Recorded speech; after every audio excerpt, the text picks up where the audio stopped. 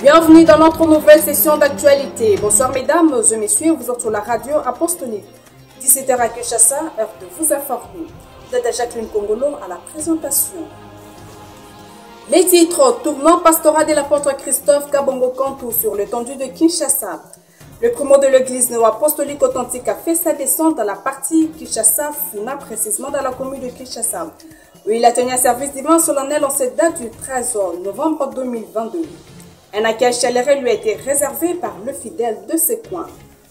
C'est dans le cadre de la sensibilisation, mobilisation et conscientisation que la parole du jour a été tirée dans le livre de Colossiens chapitre 2 au 8e verset où il est écrit: « Prenez garde que personne ne fasse de vous sa proie par la philosophie et par une vaine tromperie, s'appuyant sur la tradition des hommes, sur le rudiment du monde et non sur Christ. » En premier lieu, l'apôtre a décortiqué le cantique interprété par la chorale « Sois fidèle jusqu'à la mort », où il est mentionné de résister à toute tentation du diable. Il a précisé que c'est à travers la parole de Dieu qu'un fidèle peut résister à tout vent qui ne vient pas de Jésus-Christ.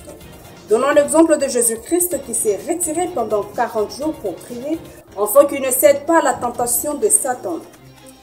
À travers la parole d'aujourd'hui, l'ambassadeur a ajouté que c'est un avertissement comme l'apôtre Paul avait averti aux habitants de Colosse qui tâtonnaient ou partirent, qui adoraient ou plaçaient leur confiance, car beaucoup avaient déjà perdu leur confiance en Dieu et commençaient à vénérer d'autres dieux. Par là, il a insisté en disant que l'objectif de la foi d'un enfant de Dieu est d'arriver au royaume des cieux. Il a comparé l'époque actuelle à celle de Colossiens qui vivaient dans la crise des confiances. Par sa chute, l'apôtre a explicité qu'il y a deux vertus à accomplir. Le premier est la joie de servir Dieu. C'est l'élément accélérateur de la vie de foi d'un fidèle, et ainsi que la crainte de Dieu, deuxième vertu qui est un levier de foi. Il a souligné que la crainte de Dieu est le commencement de la sagesse, car l'homme sage voit le mal de loin et peut s'échapper, a-t-il indiqué. C'est par ces paragraphes que nous mettons fin à notre page d'actualité. Au nom de toute l'équipe rédactionnelle, nous vous disons merci de nous avoir suivis et restez branchés sur toutes nos plateformes pour la suite des informations. Au revoir et bonsoir chez vous.